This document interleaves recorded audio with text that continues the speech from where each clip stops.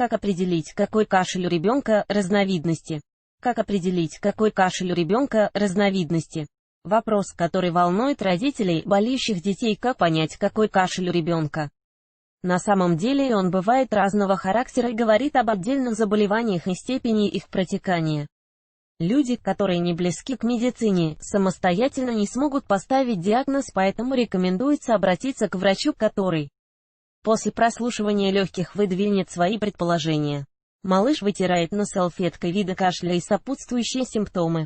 Как определить, какой кашель у ребенка в домашних условиях? Необходимо наблюдать за частотой приступов, их длительностью, характером звука. Важно знать, в какое время ребенок кашляет. Учащение приступов в дневное или ночное время говорит о разных причинах возникновения недуга. Особенности сухого кашля. Сухой кашель чаще всего проявляется в вечернее или ночное время. Причины симптома могут быть любыми. Самые популярные из них – бронхиальная астма, ангина, острый бронхит. Во время кашля не происходит отделение необходимого количества слизи из дыхательных путей, поэтому малыш испытывает затрудненное дыхание. Это вызывает частое чихание, боль в горле и общее недомогание. Важно! Во время сухого кашля ребенку нужно давать много теплой жидкости. Особенности влажного кашля. Узнать влажный кашель проще, чем сухой. У младенца начинается обильное слезотечение, частые приступы кашля в период активности. Когда кроха просыпается, симптом проявляется активнее. Чаще всего он связан с ОРВИ, которые вызывают вирусы. Лечение антибиотиками в данном случае не актуально. Редко у ребенка проявляются зеленые сопли, они сигнализируют о начале развития синусита. Необходимо обратиться к педиатру, чтобы начать лечение. Постоянный длительный кашель в первый год жизни ребенка. Стоит обращать внимание на длительность и силу кашля. В этом возрасте дети часто болеют воспалением легких. В них скапливается большое количество мокроты, которые ребенок пытается откашлять. Проявляется симптом сильным длительным приступом, дыхание учащенное, возможно повышение температуры до 39,5 свыше. Если возникают подозрения о пневмонии, крохе понадобится стационарное лечение. Мальчик с мишкой. Симптомы аллергического кашля. У детей аллергический насморк определять сложнее обычного. Он возникает вследствие проникновения аллергенов в дыхательные пути. Опасность заключается в том, что помимо кашля, возможен отек. Это затрудняет дыхание, происходит частичное или полное перекрывание доступа к кислороду.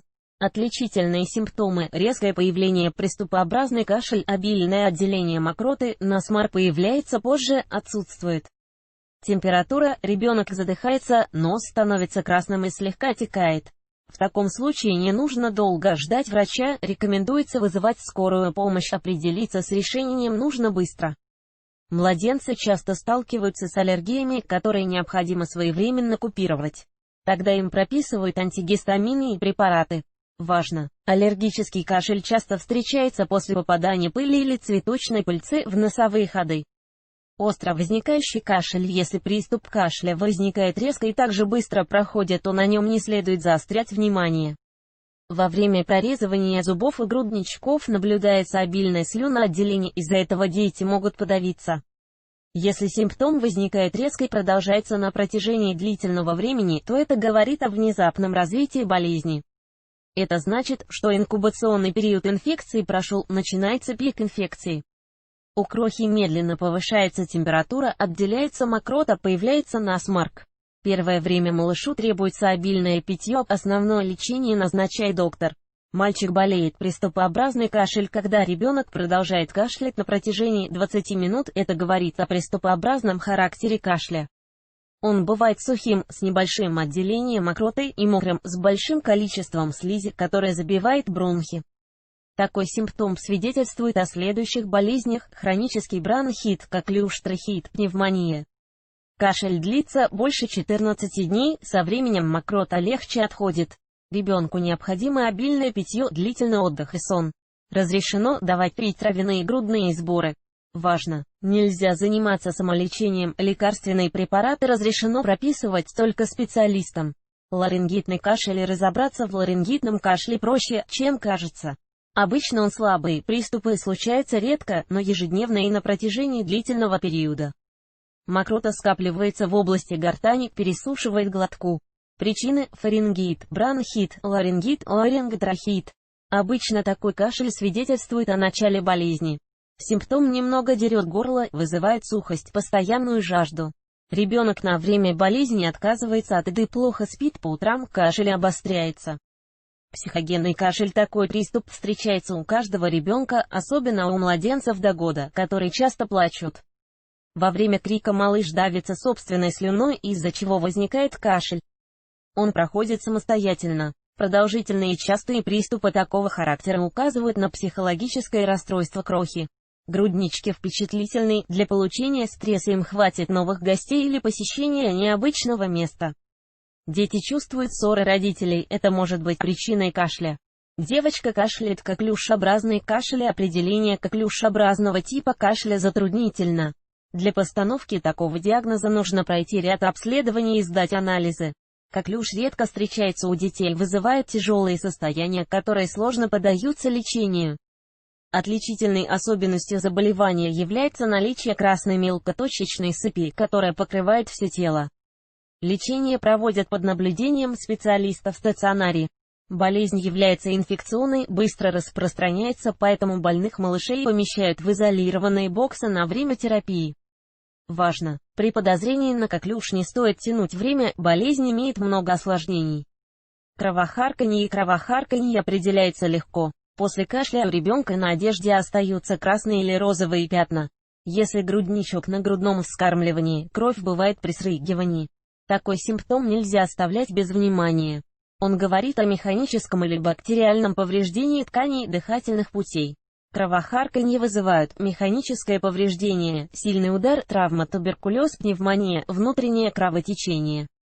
Важно! При обнаружении такого симптома следует незамедлительно вызвать скорую помощь, может понадобиться хирургическое вмешательство. Кашель физиологической природы. Первые месяцы жизни у ребенка наблюдается физиологический кашель, который не требует лечения. Приступы проходят быстро и не несут в себе опасности для младенца. Причины – малыш подавился, обильное слюнотечение, недостаточное пережевывание пищи. Симптом быстро проходит, кроха хорошо себя чувствует. Мальчика слушает врач, и обструкция дыхательных путей. Народным телом определить попадание инородного тела в дыхательные пути сложно. Особенно, когда ребенок не умеет разговаривать. Первые несколько часов кроха не будет испытывать дискомфорта. Позже стенки носа начинают отекать и выделять слизь, малыш начинает кашлять. Происходит сдавливание инородного тела тканями, ребенок испытывает боль. Понадобится помощь лор-врача. Важно! Младенцам нельзя давать играть с мелкими предметами, из любопытства они могут засунуть их в носовые пазухи. Всегда ли кашель говорит о болезни? Не всегда кашель говорит о развитии болезни. В некоторых случаях проблема скрывается в следующих причинах: сухой воздух в помещении, обильное слюнотечение, кроха подавился, большое количество пыли в комнате, использование стирального порошка с резким запахом. К здоровью ребенка необходимо относиться ответственно. Врачи рекомендуют пользоваться увлажнителем воздуха в детской. Мнения и советы доктора Комаровского. Доктор Комаровский советует заботливым родителям создать правильные условия для детской комнаты, чтобы избежать кашля и распространения инфекции. Необходимо поддерживать высокую влажность в помещении. Комнату проветривают не менее 1 раза в сутки. Пользуются только детскими порошками. Стараются больше проводить времени на улице. Доктор Комаровский говорит, что если кашель не проходит в течение дня, то можно дать лекарства для отхождения мокроты как первую помощь. Сразу вызывают педиатра на дом и следят за температурой тела малыша. Профилактика. Профилактические меры для кашля ограничивают контакт младенца с посторонними людьми.